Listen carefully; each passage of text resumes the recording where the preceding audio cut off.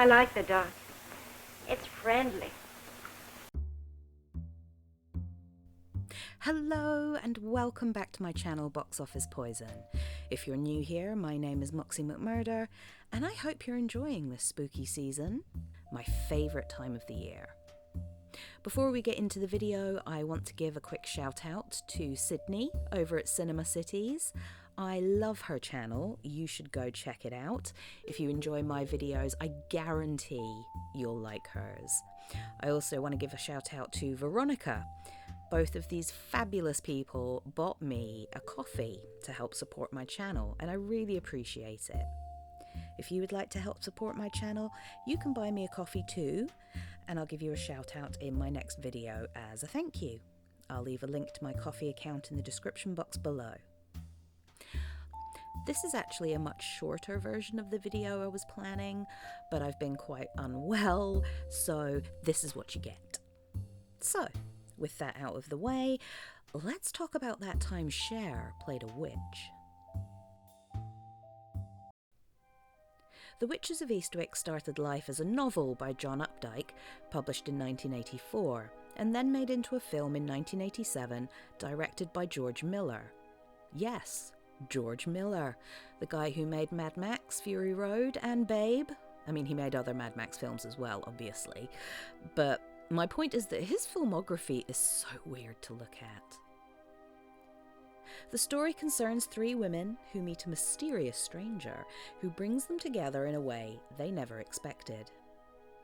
These three single women, whose friendship involves a little unconscious form of natural magic, conjure up a mysterious stranger, their perfect man, and what starts as a sort of alternative rom-com soon turns into a battle of the sexes.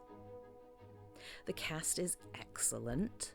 Jane, played by Susan Sarandon, is a repressed music teacher who experiences some sexual harassment at work. Alexandra, played by Cher, is a single mother and sculptor of chubby, naked female figures. And Suki, played by Michelle Pfeiffer, is a journalist for the local newspaper and a single mother to 6 children. These women meet up each Thursday to hang out and drink and play cards, and it's on one of these nights, during a storm, that they manage to seemingly conjure up their perfect man. And this perfect man is Daryl Van Horn, played by Jack Nicholson. Just your average horny little devil. Perfect casting. His charisma just oozes through the screen and you can't help but be captivated by his performance. I think a special shout out is required for Veronica Cartwright in this film. I have such a strong memory of that scene. You know the one. Apparently, the visual effects team for the film built a full-sized animatronic puppet of her that was capable of realistically thrashing around and vomiting huge quantities of fake cherry goop. But the original scene was so gross that it really turned test audiences off, resulting in the scene being edited down for the theatrical release. Apparently, the production did not run smoothly. In a 1996 interview with the Los Angeles Times, George Miller is quoted as saying, "Working with Peter Guber and John Peters on The Witches of Eastwick was a very unhappy, dysfunctional experience. Although it was glorious working with Susan Sarandon, Jack Nicholson and Michelle Pfeiffer, it's a wonder half a film came out at the end. As a self-taught filmmaker, I prefer to put all my energies into making the film, and too much else in Hollywood goes on that gets in the way of filmmaking. I find I can't do things by committee." The moment I read it, it just came off the page. But the inherent infrastructure of that film with John Peters and Peter Guber and the way that the studio was working was just chaotic. Probably shouldn't say too much, but it was chaotic. I went from the best case scenario to a worst case scenario because I wasn't paying attention. Right. Cher was originally offered the role of Jane, but she had her sights set on Alex, a role which at the time had actually gone to Susan Sarandon. When Sarandon arrived on set, she was told that she was now playing Jane, and that did not go down well. I was cast in Cher's part initially, and I was living in Italy, and I went off to Italy, and George called me and said, how would you feel about playing this other part? And I was like, no, I don't want to play the other part. First of all, I can't play a musical instrument. And she has to play one. And secondly of all, those scenes with Jack are the best scenes. No, I don't want to. So that was the last I heard. And then I showed up in LA, and I was no longer playing the part that I was cast at. They wouldn't let me out of it, and I had to learn to play the cello, which my poor 18-month-old daughter was horrified every time the cello teacher came over, because the noise that I was making was devastating. I couldn't deal with them suing me, so I stayed and became friends with everybody. Thank God for Cher giving me her wig and her clothing, because that gold dress was Cher's, the wig was Cher's. That helped me figure out my character, because my character didn't even go to the end of the script when I got it. So thank you, Cher. But eventually the kinks were ironed out, and Cher and Susan Sarandon just got on with it.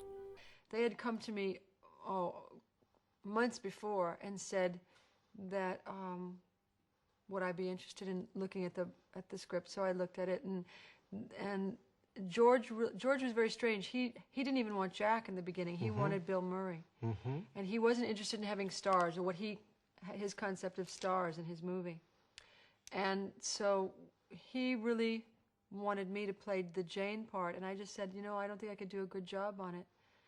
And the studio, I guess, kind of forced him into doing it. And when it was Susan's part, and then they told me it's okay because Susan said she didn't care which part she played. And meanwhile, Susan's in the Philippines, and when she came back, she was pretty furious. And we didn't talk. Susan and I didn't talk for the first 2 weeks. And then it was very difficult in the beginning of this filming for all the women. So you didn't get along? No, we didn't get along with the producer. And we all kind of quit on one weekend, independent of each other. We didn't know that we were quitting, but I kind of quit in front of both of them. I just said, okay, that's it, I quit. And Susan came up to me, and she, as a matter of fact, she handed me a beer, and she said, here, I think you're going to need this. And then she and I got a chance to sit down and explain to each other what really happened, because I think the producers thought that maybe we would both be so leery of each other that we would never talk, and we would go through the entire movie never talking. And it was quite a good thing, because the three of us became very close. There was, once we started the film, we were very, very close, because we used each other for protection. Apparently, Jack Nicholson was the glue that held the production together, and he stood up for the women on set when tensions were running high. So many people credit Jack Nicholson with practically saving the film.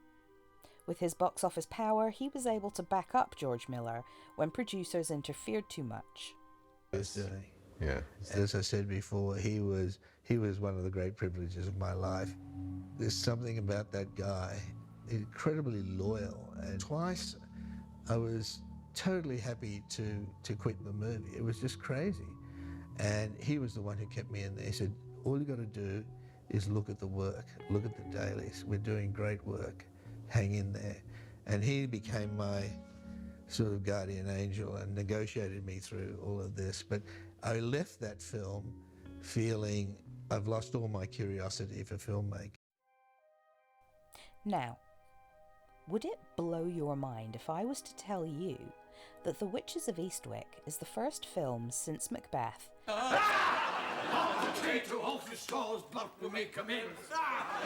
that featured 3 witches? Because it sure as shit surprised me.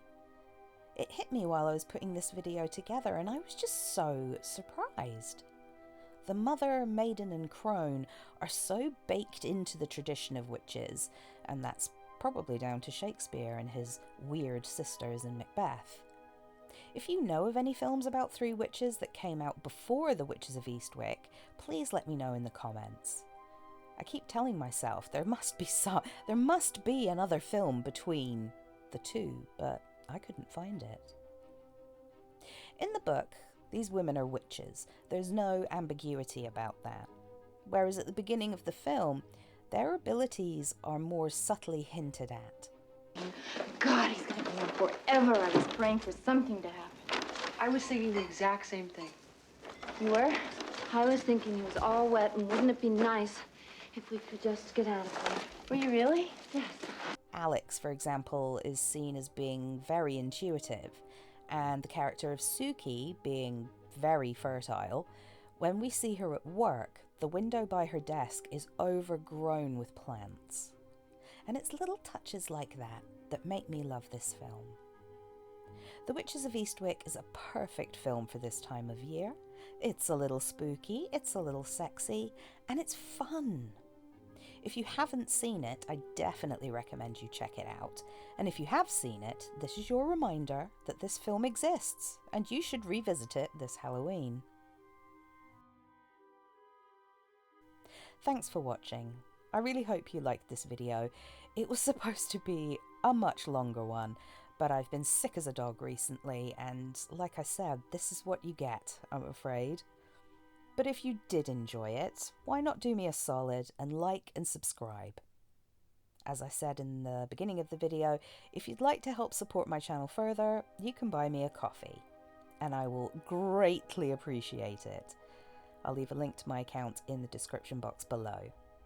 Have a great, safe Halloween, be kind to your pets, do no harm, take no shit, and stay spooky. I'm going to give the people what they want. Sensation, horror, shock. Send them out in the streets to tell their friends how wonderful it is to be scared to death.